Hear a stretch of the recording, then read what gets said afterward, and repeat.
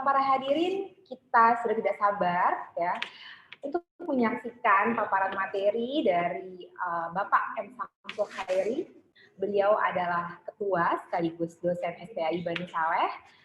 Beliau akan menyampaikan paparan terkait bagaimana kita semua bisa beradaptasi dengan pembelajaran online di masa pandemi. Baik, untuk Bapak M. Samsul Khairi MPD, waktu dan tempat 20 menit dari sekarang dipersilakan. Nahmaduhu wa nasta'inuhu wa nastaghfiruhu wa na'udzu billahi min syururi anfusina wa min sayyiati a'malina may yahdihillahu fala mudhillalah wa may yudhlilhu fala hadiyalah. Amma ba'd. Yang saya hormati para seluruh pemateri, Dr. Haji Abdul Khair dari Unisma, Ibu Tia Rahmania masih monitor, Ibu Tia, kemudian Pak Fathu Yasik. Apa kabar Pak Fathu? Alhamdulillah, beliau sahabat saya dari Unusia. Kemudian Ibu Rini Susilawati dari BJB Syariah, mudah-mudahan sudah bergabung, dan terakhir adalah Pak Nana Nurdiana. Baik, puji syukur kita panjatkan kehadirat Allah. Alhamdulillah pada kesempatan yang berbahagia ini, hari Sabtu tanggal 8 Agustus tahun 2020, kita semua diberikan kesehatan sehingga kita bisa sama-sama bergabung di acara webinar transformasi pendidikan di masa pandemi COVID-19. Salam dan salam semoga tetap berlimpah kepada junjungan kita Nabi besar Muhammad SAW. Bapak Ibu yang saya hormati, kita masuk ke materi saya, mungkin bisa di-share.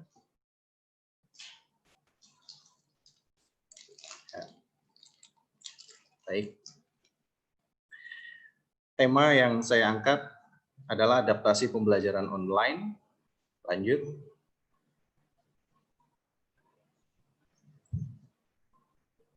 Ya, baik. Nah, ini profiling singkat saya. Saya pernah menjabat sebagai Kepala SMK Broadcast Gama Caraka Depok, kemudian juga mengelola lembaga pendidikan Gama The Leader School, dan saat ini posisi saya adalah sebagai Ketua STAI Bani Saleh sekaligus dosen tetap STAI Bani Saleh. Lanjut. Materi kita, materi dari saya ada 4 outline utama. Yang pertama adalah adaptasi, kemudian tantangan transformasi, kemudian 4 hal penting dalam online learning, dan yang keempat adalah action. Baik, masuk materi pertama, adaptasi. Bapak Ibu, saya teringat beberapa tahun yang lalu ketika Pak Anies Baswedan menyampaikan dalam salah satu acara ketika beliau masih menjabat sebagai Menteri Pendidikan, bahwa guru adalah orang tua yang baik di sekolah. Dan orang tua adalah guru yang baik di rumah. Dan ternyata kejadian itu terjadi saat ini. Mau tidak mau, suka atau tidak suka, seorang guru saat ini fungsinya lebih dominan dilaksanakan oleh orang tua. Artinya orang tua menjadi guru yang baik di rumah. Dan ini betul-betul terjadi Bapak Ibu semua.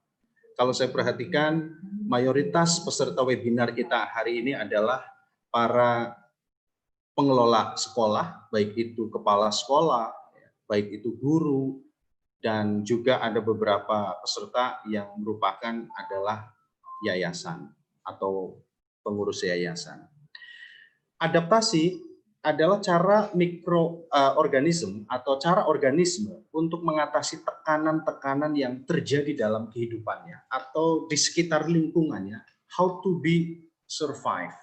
Bagaimana seorang manusia, tumbuhan, hewan bertahan untuk hidup terhadap tekanan-tekanan yang terjadi di sekitarnya. Nah, maka ini adalah salah satu definisi adaptasi.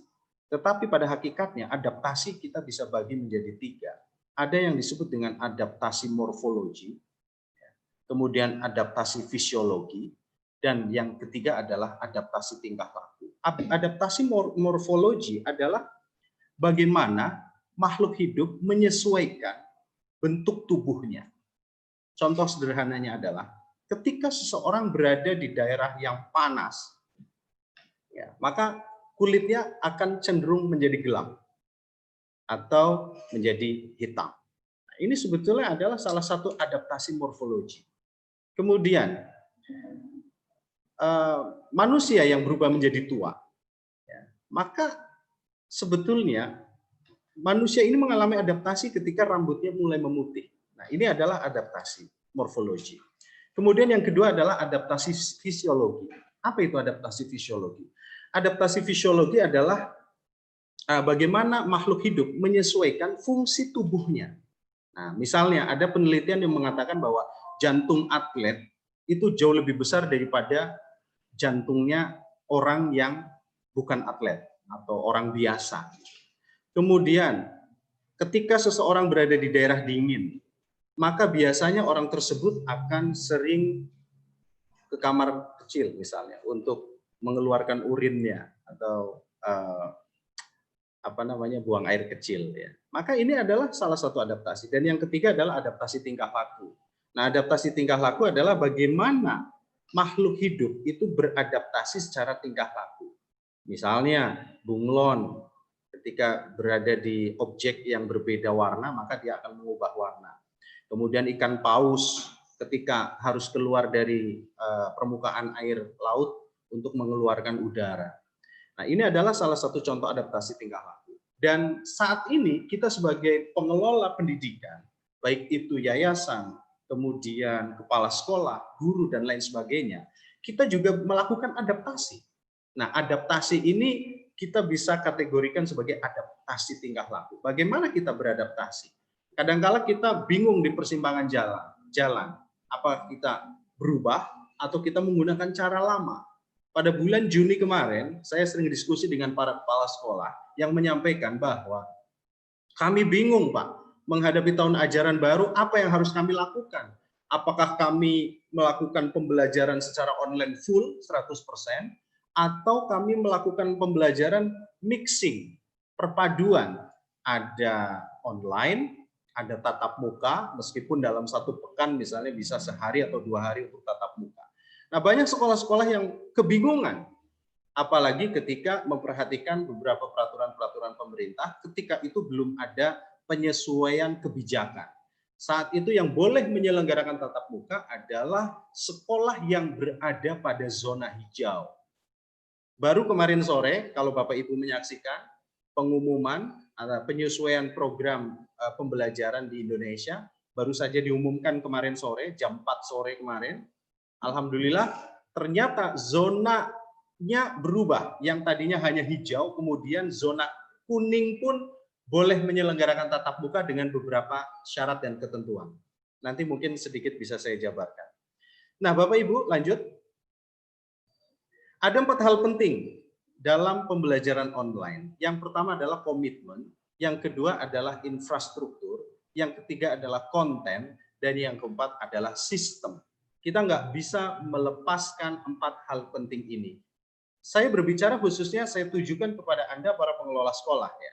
Baik Anda pengurus yayasan maupun Anda sebagai kepala sekolah. Ini penting sekali, 4 hal penting ini Anda lakukan. Lanjut. Yang pertama, komitmen. Siapa yang harus berkomitmen terhadap pembelajaran online? Yang pertama adalah yayasan. Saya berbicara lebih fokus kepada para pengelola sekolah atau lembaga pendidikan swasta. Mungkin kalau negeri sedikit ada dampaknya. Pressure-nya tidak sebegitu kuat lembaga pendidikan swasta. Karena negeri, baik itu menyelenggarakan pembelajarannya secara online, optimal atau tidak, efek terhadap customer dalam hal ini pengguna jasanya itu tidak begitu signifikan bila dibandingkan dengan lembaga pendidikan swasta. Lembaga pendidikan swasta banyak yang kebingungan karena kesiapan baik penyelenggaranya maupun pengelolanya itu banyak sekali lembaga pendidikan di Indonesia yang belum siap. Maka komitmen yang pertama harus dimunculkan adalah dari yayasan sebagai payung atau badan penyelenggara sebuah lembaga pendidikan. Harus ada komitmen dari yayasan.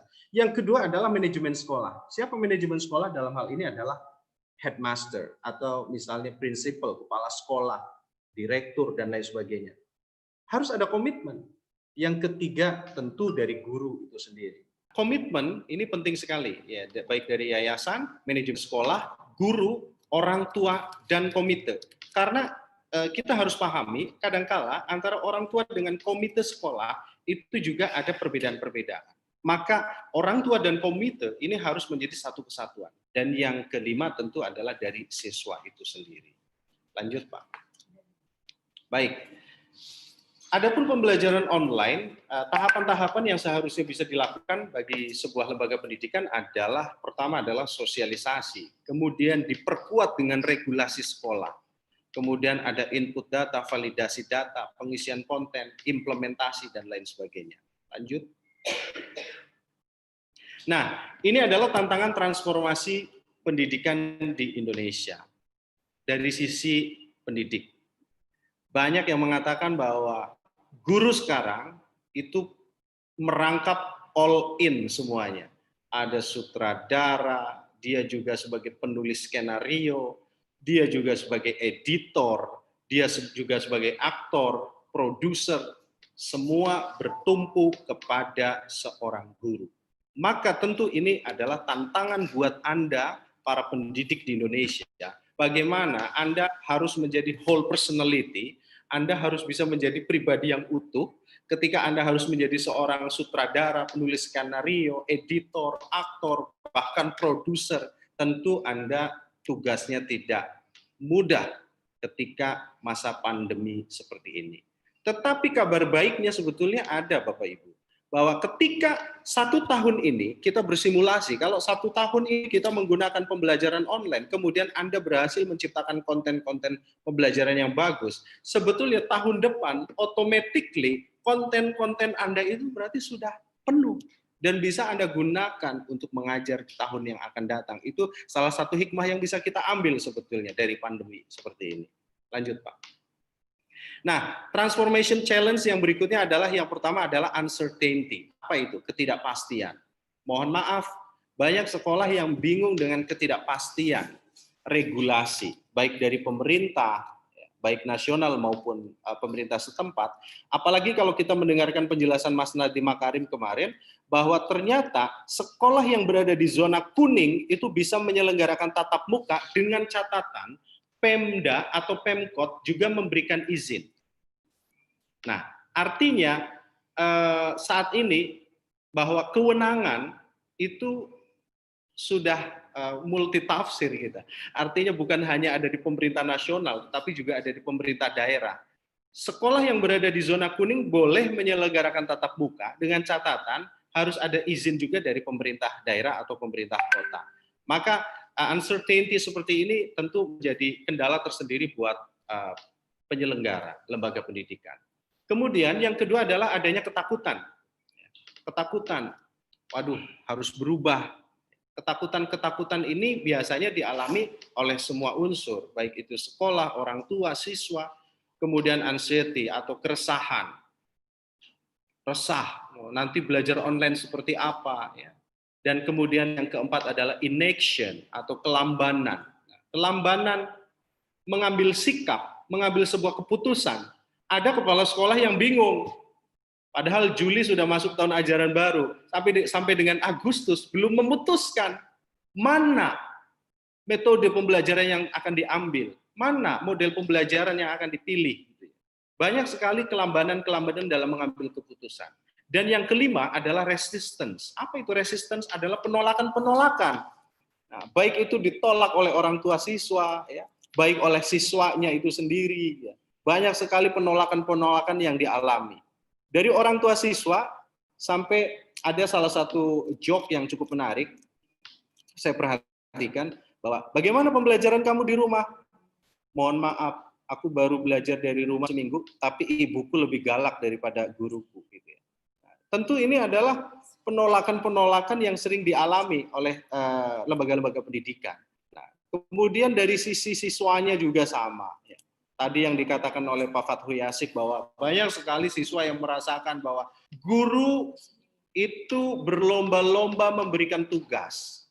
Bahkan ada joke yang mengatakan bahwa katanya Allah aja ngasih ujian sesuai dengan kemampuan makhluknya gitu ya. Tetapi banyak sekali guru yang menguji muridnya di luar kemampuan muridnya. Karena memang guru banyak berlomba-lomba untuk memberikan tugas ya, baik itu tugas tertulis maupun tugas praktek. Nah, tentu ini menjadi penolakan-penolakan tersendiri bagi siswa. Tetapi kabar baiknya kita bisa lanjut adalah bahwa good news-nya adalah keep open mind why things need to change. Kita semua, baik sekolah, orang tua, ya, siswa harus berpikiran terbuka atas perubahan yang harus terjadi sekarang ini. Kita ambil hikmahnya. Kemudian yang kedua adalah consider the impact of organizations fail to adapt. Nah, ini khusus untuk sekolah, untuk kepala sekolah. Pertimbangkan dampak yang ditimbulkan jika organisasi gagal untuk beradaptasi. Nah, contoh sederhananya adalah sebetulnya bukan masalah pembelajaran saja, tetapi juga masalah-masalah administratif. Ya. Bagaimana ketika nilai, kemudian pembayaran dan lain sebagainya tidak menyesuaikan dengan perubahan-perubahan yang terjadi, maka mungkin sekali organisasi tersebut gagal beradaptasi dan dampak yang ditimbulkan justru bisa semakin parah. Dan yang ketiga adalah sustainable, bahwa organisasi, lembaga pendidikan, sekolah harus mengambil langkah-langkah yang cekatan. Tidak perlu menunggu sempurna untuk mengambil langkah, ya. Tetapi Anda harus memutuskan which one is the best, mana yang terbaik. Kalau memang Anda harus melakukan pembelajaran online, putuskan. Kalau Anda infrastrukturnya belum siap, Anda bisa putuskan dengan infrastruktur yang paling sederhana. Apakah misalnya melalui medsos dan lain sebagainya. Kemudian yang keempat adalah don't afraid to learn new skill. Jangan pernah takut Anda untuk belajar kecakapan baru. Wabil khusus kepada Anda para guru, ya. Anda para guru tidak perlu Anda takut belajar kecakapan yang baru. Pengelola sekolah, kepala sekolah, kita harus belajar. Guru harus ikut dengan perkembangan teknologi. Jangan sampai ada guru kemudian yang tidak punya email misalnya gitu ya. Mohon maaf. Kemudian guru tidak memiliki perangkat yang mendukung teknologi. Perangkat sederhananya, apalagi guru tidak bisa menguasai Microsoft Office misalnya. Itu adalah contoh-contoh sederhana saja. Yang kelima adalah be mindful getting comfortable with the new ways of working may take time. Nah, ini yang saya katakan tadi, bahwa Anda nggak usah ragu. Yang namanya berubah itu butuh waktu. Kalau saat ini Anda berubah kemudian Anda nggak sempurna, Anda nggak usah berkecil hati. Yang penting Anda putuskan mana yang terbaik. Kalaupun langkah yang Anda ambil itu tidak sempurna, ya, ada sedikit gangguan? Sudah normal, Pak? Oke, baik. Saya ulangi. Ketika Anda berubah, tidak mungkin Anda bisa sesempurna mungkin, gitu ya. Anda tidak mungkin langsung 100% kemudian berubah menjadi baik. Jadi perubahan itu butuh waktu. Jadi it doesn't matter if there is problem with your change, ya. Jadi nggak masalah kalau ada kendala-kendala teknis dengan perubahan-perubahan yang Anda lakukan. Dan yang keenam adalah when the problem occurs, notify the manager so they can be resolved. Ketika terjadi masalah, ya, pengelola sekolah, dalam hal ini kepala sekolah, Anda harus mengambil langkah pemecahan. Diskusikan, brainstorming dengan seluruh guru, langkah-langkah pemecahannya seperti apa. Dan yang ketujuh, ini yang paling penting, Bapak Ibu semua, adalah help your college adapt to the changes. Bantu semua mitra untuk turut beradaptasi dengan perubahan-perubahan itu. Kita harus memberikan edukasi kepada orang tua siswa bahwa perubahan ini memang pedih, tapi memang harus dilakukan oleh sekolah. Perubahan ini mungkin menyulitkan, tapi mau tidak mau, suka tidak suka, kita harus melakukan ini. Anda sebagai pengelola sekolah penting untuk membantu semua mitra Anda untuk ikut adaptasi dengan perubahan-perubahan yang terjadi. Lanjut, Pak. Lanjut. Ya, ini adalah infrastruktur, konteks dan konten. Infrastruktur mungkin Anda semua sudah memahami, setidaknya ada equipment dan jaringan internet. Lanjut, Pak. Nah, selanjutnya adalah konteks versus konten. Ya. Apa maknanya? Kita bisa lihat ada segelas air di dalam sebuah gelas, gitu. separuh gelas. Ya. Nah, air adalah kontennya. Kita harus pintar memilih konteksnya. Tadi sudah dipaparkan oleh pemateri sebelumnya, ada dari Dr. Haji Abdul Khair, kemudian juga ada dari Pak Fatasik dan Bu Tia dari para Madinah juga sudah menjelaskan ya. Saya pikir Anda harus pintar, smart, wise, bijak dalam memilih konten dan konteksnya. Lanjut, Pak. Ya, pembuatan konten pembelajaran digital. Nah, apa saja persiapan dan perencanaan, kebutuhan tools hardware, kemudian tools software-nya, ya, praktik pembuatannya, publish-nya. Nah, ini tentu kalau kita terangkan dalam satu webinar ini tentu butuh waktu yang cukup lama. Nah, ini juga mungkin bisa menjadi bahan pertimbangannya Pak Fathu Yasik, kemudian Butia dari para Madinah, Pak Abdul Khair, Pak Dede Setiawan juga ya. Mungkin apakah kita bisa menyelenggarakan serial-serial berikutnya yang lebih kepada workshop-nya misalnya, bagaimana membuat konten pembelajaran digital misalnya. Mungkin kita bisa diskusikan secara detail di webinar-webinar yang akan datang. Lanjut, Pak.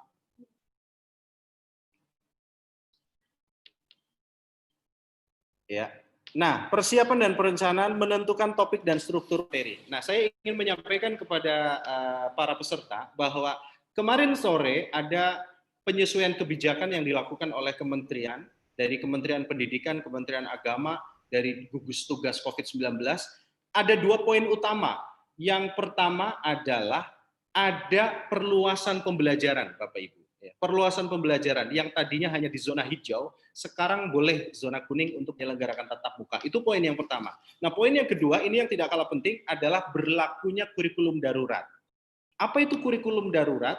Kurikulum darurat adalah kurikulum kebijakan yang diberikan oleh pemerintah, dalam hal ini Kementerian Pendidikan, agar sekolah bisa menyelenggarakan kurikulum darurat.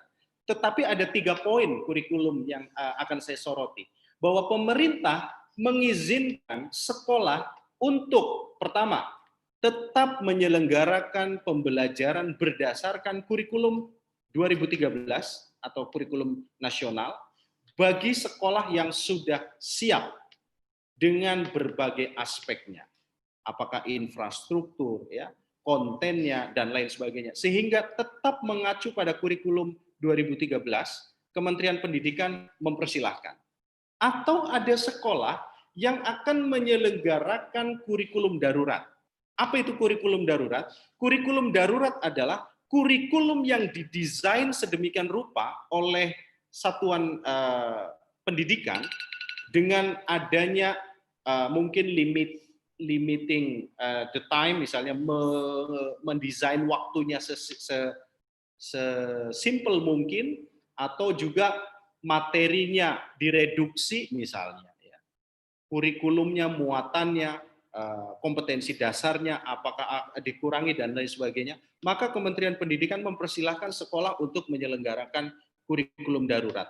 Atau bahkan jika sebuah lembaga pendidikan, sebuah sekolah melaksanakan kurikulum secara mandiri.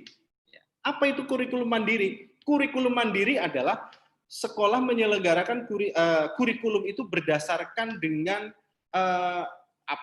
kearifan lokalnya, suasana kebatinan sekolah tersebut, bagaimana kondisi lingkungannya, kondisi daerahnya. Artinya kurikulum yang diselenggarakan mandiri dengan persiapan-persiapan yang seminim mungkin pun pemerintah memberikan kebijakan kepada sekolah untuk menyelenggarakan kurikulum secara mandiri dengan segala keterbatasan sekolah itu. Nah, ini artinya sudah sangat bijaksana sekali Kementerian Pendidikan dalam menyikapi kurikulum. Nah, dalam poin materi ini, persiapan dan perencanaan, saya kembalikan kepada Anda, para pengelola lembaga pendidikan. Apakah Anda akan kembali menggunakan kurikulum 2013 dengan persiapannya yang matang, misalnya, didukung oleh infrastruktur yang handal, misalnya? Silakan Anda sebagai lembaga pendidikan untuk menyelenggarakan itu. Atau Anda akan memilih kurikulum darurat, atau Anda memilih kurikulum secara mandiri. Nah, tentu ada di kebijakan pengelola lembaga pendidikan. Lanjut, Pak. Nah, delivery style. Nah, delivery style ini adalah bagaimana cara Anda menyampaikan materi. Ya, tentu Anda bisa memilih berbagai macam equipment, ada pen table, kamera, screencasting, dan lain sebagainya. Lanjut, Pak. Nah, kemudian Anda menggunakan free recording, ya, rekaman bebas. Ya, mungkin kalau Anda melihat di YouTube itu ada review terhadap salah satu produk ya dengan kamera yang bergerak ke kanan, ke kiri dan lain sebagainya, itu free recording. Lanjut, Pak. Atau top recording. Top recording, perhatikan Anda bisa merecord itu dengan posisi kamera ada di atas meja misalnya ya. Lanjut. Nah, atau Anda bisa membuat storyboard ya. Kalau orang-orang televisi, ya, orang-orang broadcast biasanya sudah tidak asing lagi. Ketika Anda buat sebuah konten, video, audio ya, Anda bisa membuat storyboard. Biasanya iklan ya. PSA itu Public Service Announcement ya, iklan layanan masyarakat dan lain sebagainya, atau konten-konten materi yang ingin Anda buat. Lanjut, Pak. Nah, ada juga sekolah yang menerapkan mini studio. Ya, beberapa sahabat saya pengelola lembaga pendidikan yang bonafit di Jakarta, ada kewajiban guru datang ke sebuah ruangan yang sudah didesain khusus, kemudian ruangan tersebut menjadi sebuah studio. Jadi terkesan, mohon maaf, seperti presenter TV ya. Guru datang dari rumah menuju studio, kemudian siaran, ya, kemudian menyampaikan materi secara on air begitu ya. Nah, ini ada juga sekolah-sekolah yang mendesain seperti ini. Kembali kepada sekolah Anda, apakah infrastruktur Anda sudah mendukung, ya misalnya Anda bisa gunakan. Kemudian lanjut, Pak. Nah, kebutuhan tools hardware-nya, contohnya adalah seperti ini. Lanjut. Lanjut. Software ini ya. Nah, ini amunisinya. Anda harus memiliki tools untuk merekam, tools untuk menciptakan konten video interaktif, kompresi file video, membuat infografis, poster, mendapatkan konten, ide-ide baru, ya, tools untuk menciptakan presentasi digital misalnya, tools untuk mengorganisasi dan berbagi sumber daya digital, menciptakan kuis-kuis digital misalnya ada Kahoot ya misalnya. Anda bisa guru yang sudah tidak asing dengan kuis-kuis digital, Anda bisa menggunakan Kahoot misalnya ya. Kemudian ada tool LMS atau Learning Management System. Lanjut, Pak. Nah, apa itu Learning Management System? Learning Management System atau sistem manajemen pembelajaran dimaksudkan sistem terkomputerisasi yang ditujukan untuk mengelola pembelajaran online. Nah, tentu tidak semua sekolah sudah memiliki Learning Management System. Tapi kabar baiknya Bapak Ibu, saat ini sebetulnya banyak sekali school management system atau learning management system yang dikembangkan oleh putra-putra bangsa kita. Ada startup yang dibangun oleh anak-anak negeri sebetulnya. Hanya saja mungkin kita tidak tahu. Salah satunya adalah kami atau saya secara pribadi, saya juga saat ini tengah mengembangkan sebuah startup ya, ciptaan anak negeri Indonesia tentu ya. Dan saat ini alhamdulillah kalau dari sisi kesiapan 99,9% startup kami itu sebetulnya sudah ready ya, tinggal di launching saja. Nah, lanjut Pak. Salah satu startup-nya adalah kami sebut dengan disekolah.id ya. Kemudian lanjut Pak, ini sedikit gambaran, ini video ya. Ya. Nah, ini salah satu startup yang kami bangun ya. Ini adalah produk anak negeri Indonesia. Startup kami itu sebenarnya sudah ready ya, tinggal di launching saja.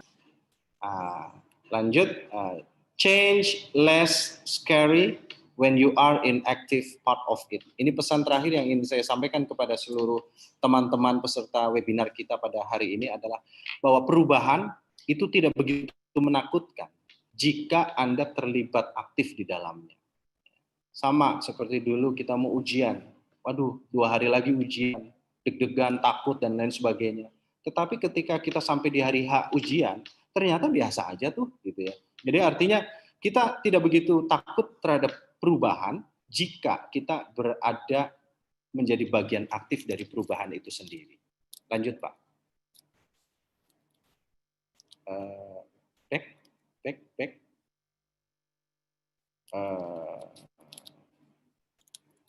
Ada lagi Pak? Back sebelumnya. Baik, tidak ada ya. Baik, Bapak Ibu yang saya hormati, saya sedikit ingin menyampaikan kepada Bapak Ibu, saya memproduksi sebuah kaos di mana spesial saya persembahkan buat peserta webinar ini ya. 10 merchandise akan saya persiapkan ya, berupa t-shirt dengan tulisan di depan itu sudah saya siapkan adalah Guru 2020 ya. Dirindu, ditiru dan tidak terbelenggu oleh ruang dan waktu. Ya, jadi Guru 2020 dirindu, ditiru dan tidak terbelenggu oleh ruang dan waktu. Saya akan berikan 10 merchandise kaos tersebut. Itu produk saya asli, desain saya. Jadi 10 orang yang beruntung ya, nanti bisa japri ke saya. Syaratnya adalah saya pengen Anda melakukan brainstorming atau sharing, wabil khusus kepada Anda para pengelola lembaga pendidikan, tapi tidak sebatas kepala sekolah. Anda sebagai seorang guru pun boleh sharing. Apa yang sudah dilakukan di lembaga pendidikan Anda terhadap pembelajaran daring ini ya. Langkah-langkah, mungkin kesimpulan singkatnya ya, atau penjelasan sederhana dari langkah-langkah yang sudah Anda lakukan dari lembaga pendidikan Anda seperti apa. Silakan Anda bisa japri saya, sebutkan nama, alamat, institusi ya. Kemudian brainstormingnya seperti apa ya, kira-kira penjelasan sederhananya seperti apa. Insya Allah 10 argumen terbaik ya, atau 10 brainstorming terbaik ya, akan saya berikan kenang-kenangan dari saya berupa t-shirt, tinggal Anda japri ukurannya, kira-kira seperti itu. Akan saya kirim mudah-mudahan dalam kurun waktu 10 atau 15 hari ke depan sudah sampai di lokasi rumah Anda. Itu saja, terima kasih. Sekali lagi, terima kasih kepada seluruh pemateri, seluruh peserta dari Sumatera, Jawa, Kalimantan, Sulawesi, Lombok, semuanya saja. Saya ucapkan terima kasih, mudah-mudahan diskusi kita bermanfaat hari ini. Dan saya juga ucapkan terima kasih Pak Mirza, ini the best event organizer yang kita minta bantuan gitu ya dari Bandung, Pak Mirza, terima kasih banyak. Kemudian juga kepada seluruh lembaga yang sudah bekerja sama, baik itu Unisma, Universitas Paramadina, Unusia, terima kasih, kemudian PJB Syariah juga saya ucapkan terima kasih. Saya ucapkan terima kasih juga terakhir kepada salah satu lulusan kami, Pak Nana, ini the best kepala sekolah ya dari Jakarta Islamic School yang nanti juga akan sharing ya, itu alumni dari STAI Bani Saleh. Terima kasih untuk semuanya. Tetap semangat menjadi guru, tetap semangat menjadi pendidik. Sekali lagi, Guru 2020, Anda menjadi guru yang ditiru, dirindu, tak terbelenggu oleh ruang dan waktu. Assalamualaikum warahmatullahi wabarakatuh. Waalaikumsalam. Ya. Wow, luar biasa ya penyampaian materi oleh Bapak Ketua STAI Bani Saleh sekaligus dosen. Beliau akan memberikan privilege kepada partisipan yang berhasil untuk memberikan sharing terkait apa yang tadi telah Pak Samsul sampaikan. Terima kasih kepada Ketua STAI Bani Saleh sekaligus tuan rumah yang menyelenggarakan acara webinar ini.